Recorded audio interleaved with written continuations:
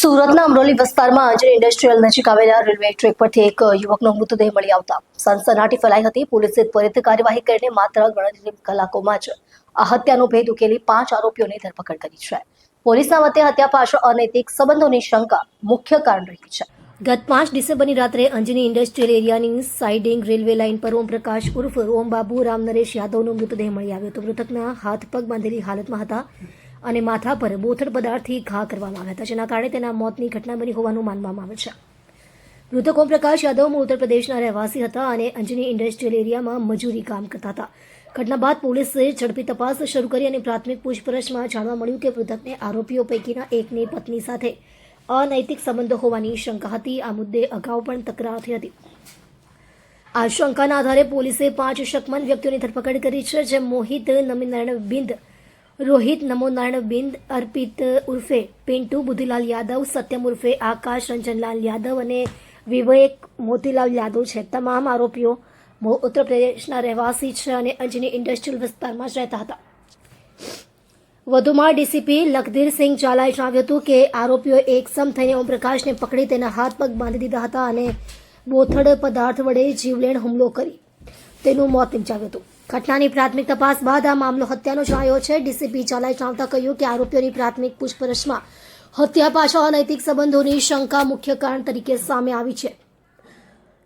તપાસ દરમિયાન મૃતક અને એક આરોપીની પત્ની વચ્ચે અતિ પરિચયની માહિતી મળી છે. પોલીસે કાયદેસરની કાર્યવાહી હાથ ધરી છે અને આ મામલે તપાસ ચાલુ છે.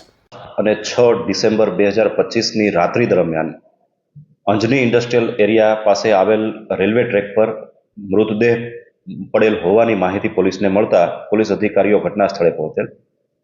મૃતદેહ માથાના ભાગે બોથડ પદાર્થ વાગવાથી મૃત્યુ થયેલું અને હાથ પગ બાંધેલી અવસ્થામાં મળી આવેલ, જેથી પ્રાથમિક તબક્કે આ હત્યાનો બનાવ હોવાનું જાણવા મળેલું. તાત્કાલિક અસરથી ઉત્તરાયણ પોલીસ સ્ટેશન અને અમરોલી પોલીસ સ્ટેશનની વિવિધ ટીમો બનાવી મૃતકને ઓળખવાની તજવીજ હાથ ધરેલી. ત્યારબાદ ટેકનિકલ સર્વેલન્સ તેમજ હ્યુમન ઇન્ટેલિજન્સના આધારે મૃતકની ઓળખ કરવામાં આવેલી. ટેકનિકલ સર્વેલન્સના આધારે અને હ્યુમન ઇન્ટેલિજન્સના આધારે સમગ્ર ઘટનામાં 5 ઈસમો સંકળાયેલ હોવાની માહિતી મળેલી. આ દરમિયાન પોલીસની અલગ અલગ ટીમો બનાવી આરોપીઓની ઓળખ કરવા તેમજ તેની અટકાયત કરવાની કાર્યવાહી હાથ ધરવામાં આવેલી અને ગણતરીની કલાકોમાં જ 5 આરોપીની પોલીસ દ્વારા ધરપકડ કરવામાં આવેલ છે અને તેઓની અટકાયત કરી આગળની કાર્યવાહી હાથ ધરવામાં આવેલ છે. આરોપીઓની પ્રાથમિક પૂછપરછ દરમિયાન સમગ્ર ઘટના અનૈતિક સંબંધોને કારણે બનેલ હોવાનું જાણવા મળેલ છે. મૃતક ઓમપ્રકાશ યાદવ, જે મૂળ ઉન્નાવ ઉત્તર પ્રદેશનો રહેવાસી છે અને અંજની ઇન્ડસ્ટ્રી ખાતે મજૂરી કામ કરે છે, તેને 5 આરોપીઓ પૈકીના એક આરોપીની પત્ની સાથે અનૈતિક સંબંધ હોવાની માહિતી મળેલી અને આરોપીઓ પૈકીના જ એક આરોપી દ્વારા આ બાબતમાં મૃતક સાથે તકરાર પણ થયેલી અને આ જ બાબતની આગળ જતા આરોપીને બધાએ એકસમ થઈ અને મૃતકનું મૃત્યુ નિપજાવેલું છે. સુરત શહેરના રામનગર રાંદેર વિસ્તારમાંથી આજે એક ભવ્ય અને પવિત્ર ભક્તિ યાત્રાનો પ્રારંભ થયો છે. લાડ લોહાણા સિંધી યાત્રા સમિતિ દ્વારા આયોજિત આ યાત્રા માટે સમિતિએ એક આખી ખાસ ટ્રેન બુક કરાવી છે, જેમાં આશરે 1550 ભક્તો સામેલ છે. આ યાત્રાળુઓ જગન્નાથપુરી, વારાણસી, અયોધ્યા, ખાટુશ્યામજી અને સાલાસર ધામની યાત્રા પર જઈ રહ્યા છે. આ ખાસ યાત્રા ટ્રેન 14 ડિસેમ્બરે ઉધના રેલવે સ્ટેશન પર પરત ફરશે. સમિતિના અધ્યક્ષ લલિત કોટકે જણાવ્યું કે આ પવિત્ર યાત્રાનું આયોજન છેલ્લા 13 વર્ષથી નિયમિતપણે કરવામાં આવી રહ્યું છે. દિવાળી પછી દર વર્ષે યાત્રા માટે બુકિંગ ખુલે છે અને માત્ર ગુજરાત જ નહીં પરંતુ દેશભરના ભક્તો ઉત્સાહપૂર્વક યાત્રામાં ભાગ લે છે. કોટકે એ વિશેષ બાબત જણાવી કે આ યાત્રામાં કોઈ પણ સમુદાયના લોકો ભાગ લઈ શકે છે અને ભક્તિભાવનો અનુભવનો આનંદ માણી શકે છે. યાત્રાનો મુખ્ય ઉદ્દેશ્ય સનાતન ધર્મનો મહિમા ફેલાવવાનો અને સમાજમાં શ્રદ્धा અને आध्यात्मिकता जगाड़वानो છે. जय जगन्नाथ। मेरा नाम भोला बुरनानी है और मैं लाड लोहाना यात्रा समिति का एक सदस्य हूँ। हम लोग लाड़ लुहाना यात्रा समिति जो आज से 15 साल पहले बनी थी, और उनका एक उद्देश्य यही था कि हमारे जो बड़े बुजुर्ग हैं उनको अपनी यात्रा अपने धर्म से जोड़ना का एक कार्य का एक विचार आया था, और हमारे पेरेंट्स को हमने पहले स्टार्ट किया था। फिर ये कारोबार बड़ा बनता गया और आज इतना बड़ा बन चुका है कि सूरत से कम 15 से 20 ट्रेनें हर साल जाती है, वैष्णो देवी, हरिद्वार, अमृतसर, और हम लोग भी हर साल यही लेके जाते हैं। इस बार हमने थोड़ा रूट चेंज किया है, और इस बार हमने पूरी है, अपना बनारस है, अयोध्या है, जय श्री राम, हमारे नरेंद्र मोदी साहब ने इसको काफ़ी प्रमोट किया है, खाटू श्याम है, बालाजी सालासर है, तो ये रूट हमने इस बार चूज़ किया है। करीबन 8 दिन का ये प्रोग्राम है। प्रोग्राम तो नहीं, एक यात्रा है, एक अपने धर्म से जोड़ने का एक तरीका है जो हमने अडोप्ट किया है, और इसमें यहाँ पे यात्री करीबन 1500 से 1600 यात्री जाते हैं। वहाँ पे हर सुविधा रखी गई है, मतलब आपको खाली यहाँ कपड़े लेके आना है, बाकी पानी, खाना पीना, आना जाना रहना हर चीज़ आपको हमारी समिति प्रोवाइड करती है। और उसके साथ में हम ये सुविधा के साथ में हम गाइडेंस भी देते हैं, कहाँ पे कैसे दर्शन करना है, क्या है, कहाँ पे कैसे आपको किसको मिलना है। तो क्या होता है कि कम से कम इनको दिक्कत हो और ज़्यादा से ज़्यादा सबको है ना इस अपने धर्म के प्रति एक भाव बढ़े। और इसमें सबसे इम्पोर्टेंट बात है कि इतने सालों में हमारे साथ ज़्यादा से ज़्यादा लोग सीनियर सिटीजन जुड़े हुए हैं।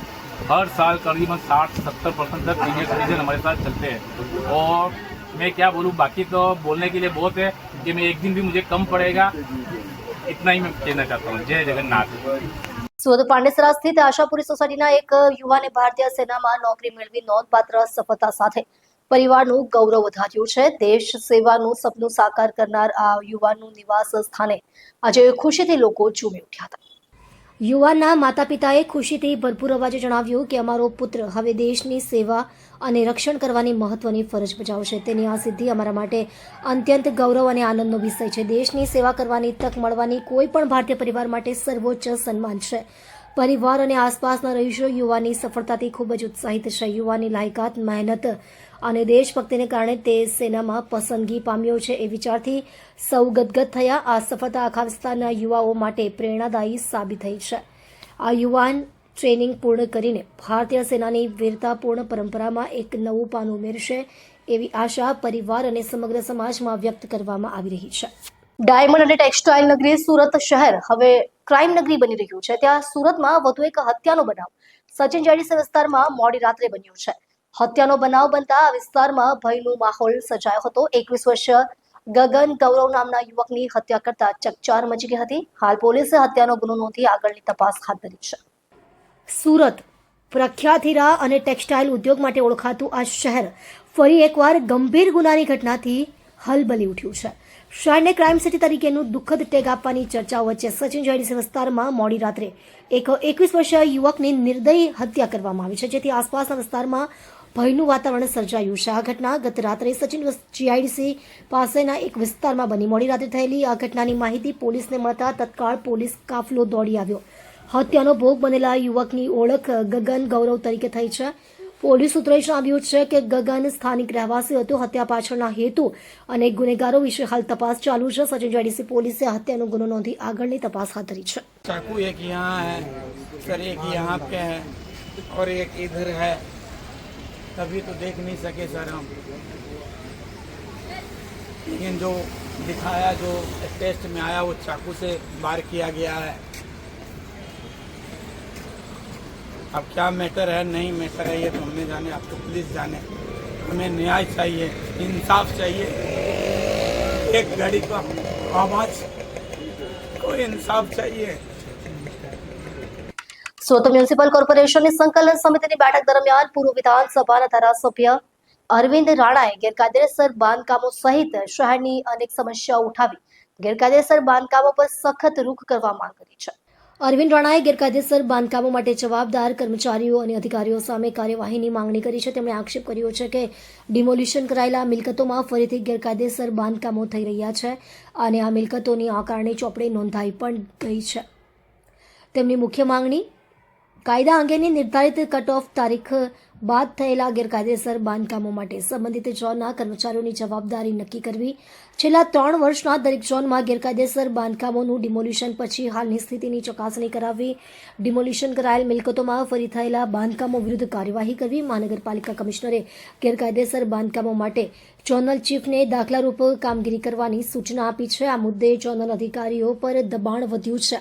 બેઠકમાં અન્ય ધારાસભ્યોએ પણ શહેરના દબાણ અને ટ્રાફિક સમસ્યા ઉઠાવી મેટ્રો કામગીરી પૂર્ણ થયેલ વિસ્તારોમાં બેરિકેડ્સ હટાવી રસ્તાઓ ખુલ્લા કરવાની માંગણી કરવામાં આવી. ધારાસભ્ય અરવિંદ રાણા પહેલા પણ આરટીઆઈ એક્ટિવિસ્ટો પર સકંજો કસવા માટે જાણીતા છે. અનેક વખત તેઓએ માહિતી અધિકાર હેઠળ મળેલી માહિતીના આધારે મ્યુનિસિપલ વહીવટ પર સવાલ ઉઠાવ્યા છે. શહેરની ભૂલભરેલી વિકાસ નીતિઓ અને ગેરકાયદેસર બાંધકામો પર અંકુશ રાખવા માટે વહીવટી તંત્રની કાર્યક્ષમતા પર સવાલ ઉભા કરતી આ ઘટનાઓએ સચિવાલયનું ધ્યાન ખેંચ્યું છે. આમ તો ગઈકાલે સુરત મહાનગરપાલિકામાં કમિશનરશ્રીના અધ્યક્ષતામાં માનનીય ધારાસભ્યશ્રી અને માનનીય સાંસદશ્રીઓની સંકલન સમિતિ હતી અને આ સંકલન સમિતિમાં અગાઉ મેં એક પ્રશ્ન કર્યો હતો, માહિતી માંગી હતી કે રાજ્ય સરકાર દ્વારા રાજ્યમાં જેટલી પણ ગેરકાયદેસર મિલકતો છે એમાં રાજ્યની જુદી જુદી કોર્ટોમાં કેસો ચાલે છે, હાઈકોર્ટમાં પણ ઘણા કેસો ચાલે છે અને હાઈકોર્ટના આદેશને પગલે કેટલીક મિલકતો તોડી નાખવાની, કેટલીક મિલકતોની ઉપર પ્રાથમિક સુવિધા બંધ કરવાની એવા આદેશો આપવામાં આવ્યા હતા. અને ખાસ કરીને આપણે ખબર હશે કે આખા રાજ્યભરની જુદી જુદી હોસ્પિટલો જે હતી એ હોસ્પિટલોને પણ સીલ મારવામાં આવી હતી અને સરકાર પર જબરજસ્ત દબાણ હોવાને લીધે સરકારે ઇમ્પેક્ટ ફીનો કાયદો અમલમાં મૂક્યો. વર્ષ 2022ના ઓક્ટોબર મહિનામાં રાજ્ય સરકાર દ્વારા આ ઇમ્પેક્ટ ફીનો કાયદો લાવવામાં આવ્યો. રાજ્ય સરકારની મજબૂરી હતી એટલા માટે આ કાયદો લાવવામાં આવ્યો.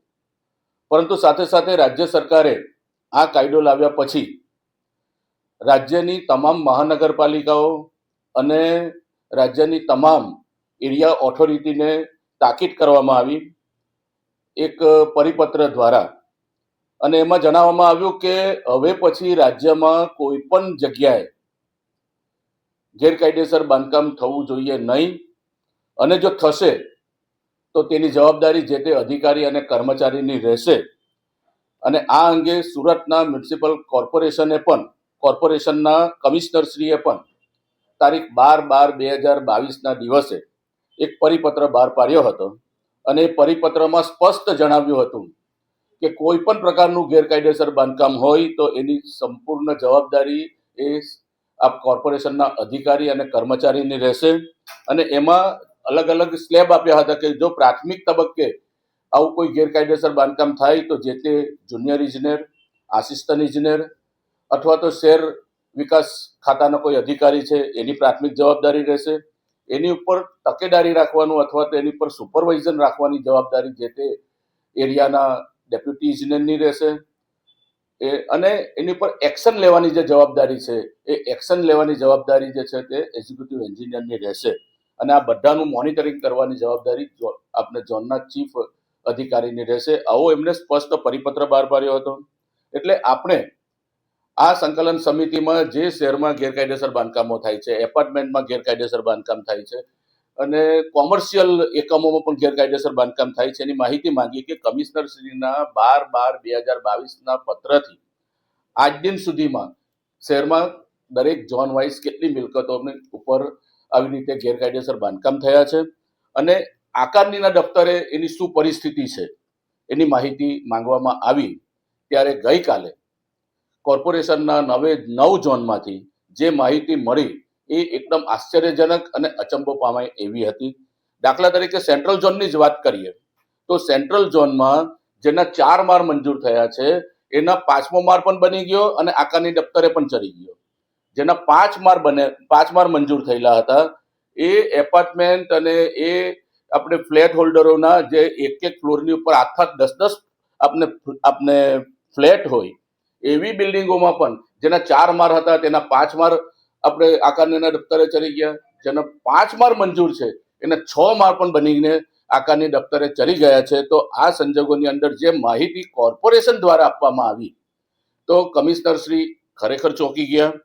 કમિશનરશ્રીને પણ આ વાતનો અંદાજો નહીં હતો અને એમને કમિશનરશ્રીએ પણ તાકીદ કરી છે કે દરેક ઝોનમાં આવા જે ગેરકાયદેસર બાંધકામો થયા છે અને આકારની દફતરે એની જે નોંધ થઈ છે એવા તમામ જે એકમો છે એ એકમોની ઉપર કાર્યવાહી તો ઠીક છે, પરંતુ આ બાંધકામ જેને થવા દીધું છે એવા અધિકારી કે કર્મચારી ઉપર પગલાં લેવા એમને તાકીદ કરી છે અને 1 મહિનામાં આ એક્શન લેવાની એમને જવાબદારી જે તે ઝોનના ઝોનલ ચીફોને સોંપી છે. નાર્કોટિક્સ ટીમે બાતમીના આધારે લાલગેટ વિસ્તારમાં આવેલી યુસુફ બિલ્ડિંગના 5મા માળે છાપો માર્યો હતો. દરોડા દરમિયાન પોલીસે ફેક્ટરીમાંથી મોટી માત્રામાં અફીણ અને ગાંજાનો જથ્થો તેમજ તેના ઉત્પાદનમાં ઉપયોગમાં લેવાતો મુદ્દામાલ જપ્ત કર્યો છે. સુરત શહેરના લાલગેટ વિસ્તારમાં મોડી રાત્રે અમદાવાદ નાર્કોટિક્સ ટીમે દરોડા પાડીને ગેરકાયદેસર અફીણ અને ગાંજાના ઉત્પાદનની એક ફેક્ટરી ઝડપી પાડી છે. નાર્કોટિક્સ ટીમે બાતમીના આધારે લાલગેટ વિસ્તારમાં આવેલી યુસુફ બિલ્ડિંગના 5મા માળે છાપો માર્યો હતો. દરોડા દરમિયાન પોલીસે ફેક્ટરીમાંથી મોટી માત્રામાં અફીણ અને ગાંજાનો જથ્થો તેમજ તેના ઉત્પાદનમાં ઉપયોગમાં લેવાતો મુદ્દામાલ જપ્ત કર્યો છે. રેડ લાલગેટ વિસ્તારના તુરાઓ મોરલો બાગ સ્થિત યુસુફ બિલ્ડિંગના 5મા માળે પાડવામાં આવી હતી. હાલમાં પકડાયેલા આરોપી સામે કાયદેસરની કાર્યવાહી હાથ ધરવામાં આવી છે અને નશીલા પદાર્થોના સપ્લાયર નેટવર્ક અંગે વધુ તપાસ ચાલી રહી છે.